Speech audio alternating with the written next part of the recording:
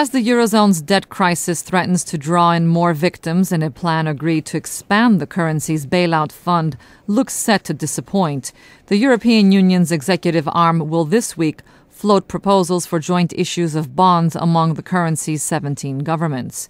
To discuss this issue further, we are joined on the line by Fredrik Erixon, Director for the European Centre for International Political Economy.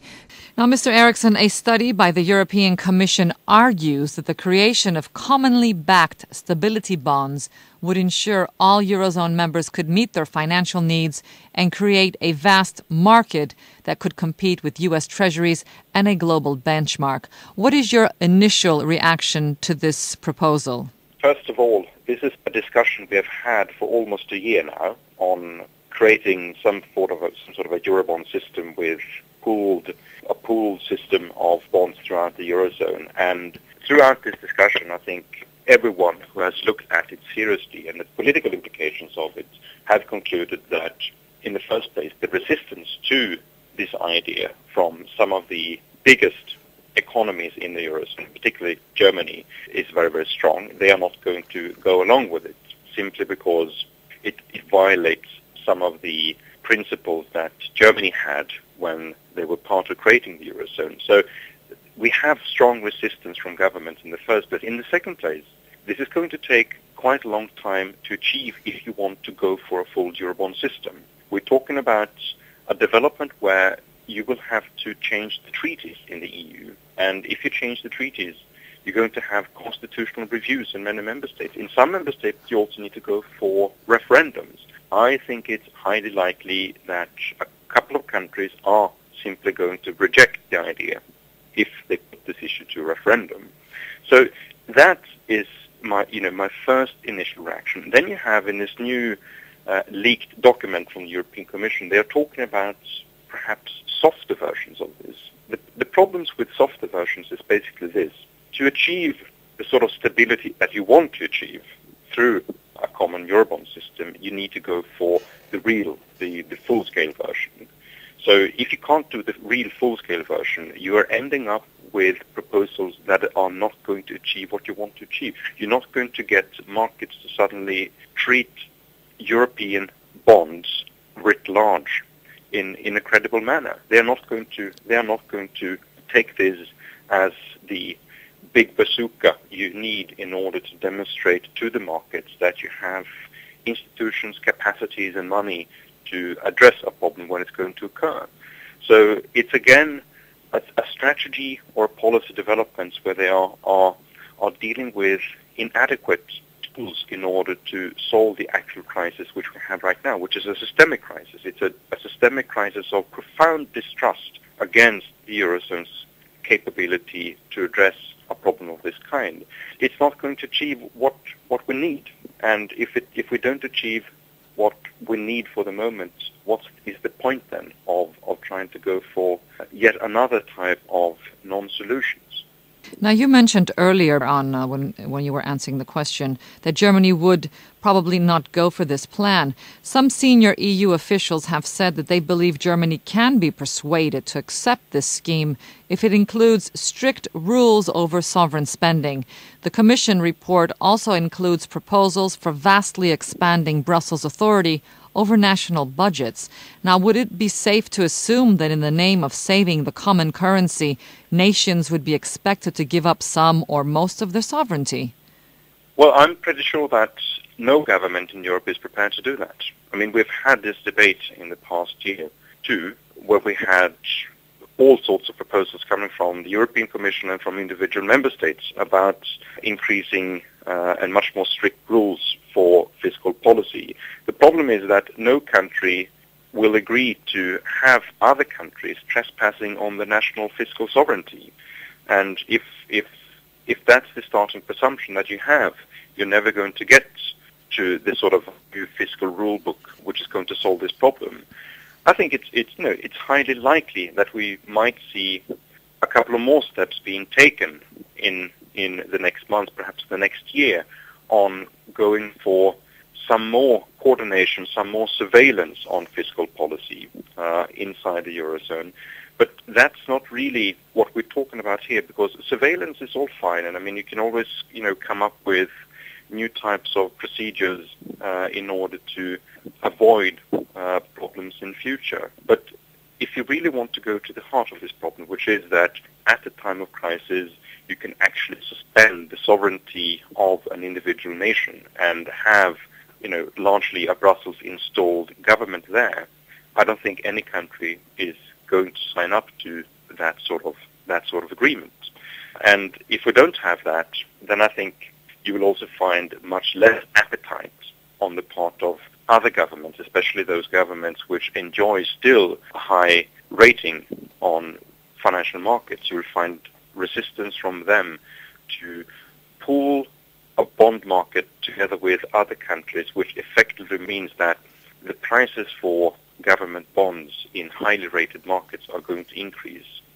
And it is going to increase because countries with low ratings, countries that have to pay high borrowing costs today, they are going to get smaller costs because they are pooling the bond market together with other countries.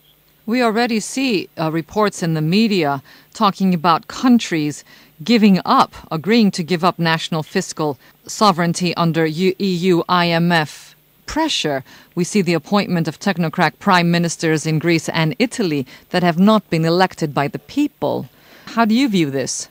These new technocratic governments, they may be capable of achieving something in the short term. I mean, with Lucas Papademos in Greece now, for instance, hopefully his presence there is going to at least calm the situation in Greek polity for a while. He might also be able to at least do away with some of the problems that have existed inside the Greek parliament and in the Greek polity over large, that you're not really seeing great responsibility on the part of all political parties in the willingness to deal with the crisis. But my problem is this: even if you can achieve these things, you can calm down the situation in the short term, you're not going to change fundamentally the political system in another country. The big problems are still going to be there.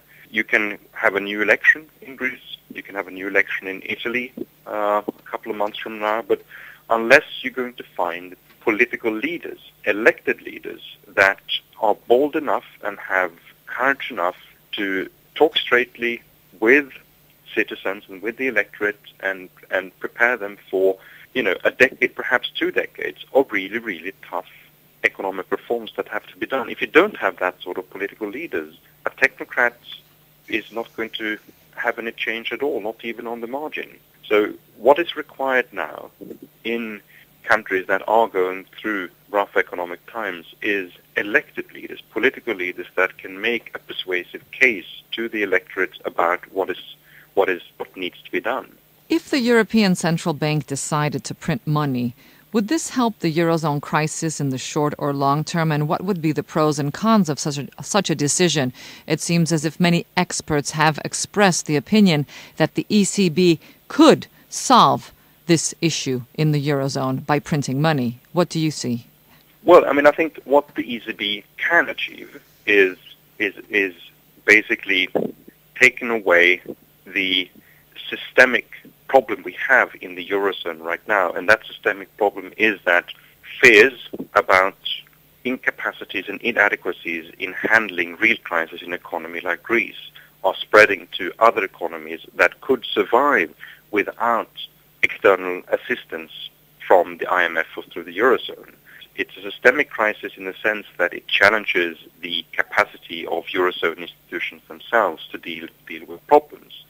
So if you are mandating or you're giving the European Central Bank the right to act what economists call a lender of last resort, my interpretation of what that would achieve is not that the ECB would have to print money. It wouldn't have to perhaps intervene on bond markets to the extent they're doing right now, but they would take away that sort of speculation we have on the markets right now towards Italy, towards Spain, increasingly towards other countries like France as well. And that speculation is not driven by fundamental economic problems in these countries.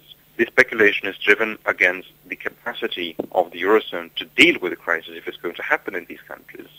So the positive thing with a strategy like that is that you can counter the sort of systemic risks that are in the Eurozone right now. However, an ECB with that sort of right is also going to create other types of problems in the Eurozone.